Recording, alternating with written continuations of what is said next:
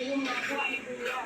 Sa pag-alala ko, nung nagbigay kami ng bigas from 6 a.m. to 10 p.m., mga 10 lang ata yung kuha mo kaya na tuyo. Wala ba yung masyadong tuyo nung nagbigay kami ng bigas? Kaunti lang ito yung nakuha mo no?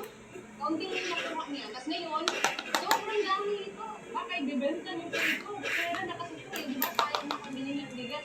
Sa isang guys, sa isang ito, ilang tuyong para mapuno siya.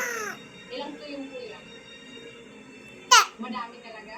Pero magkano naman ito kung ibebenta niyo? Kasi binibenta talaga ito dahil itong pangalan. Magkano naman ito kung bibenta? 100? Ano, ang mura.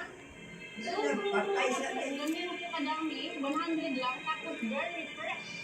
Ganyan po dito kamuha sa Unito Circle. Kasi napakadami talaga mga tulong. Lulutuan po natin si Kuya sinabaw na baboy. Baboy na yung kain natin. Lulutuin. Kasi wala din naman isda, seafood. So Kuya, yung anak niyo, siyam.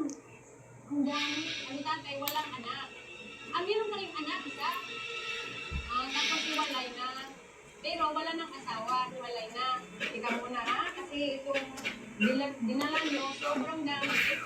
Hindi namin alam kung paano pa kakainin. Sobrang dami nyo. Iba. Yan. Sige. Hindi ko ito matatanggap na ibigay nyo lang po. Bibilin ko po yan. Hindi po yung ibigay. Ha? Ibigay.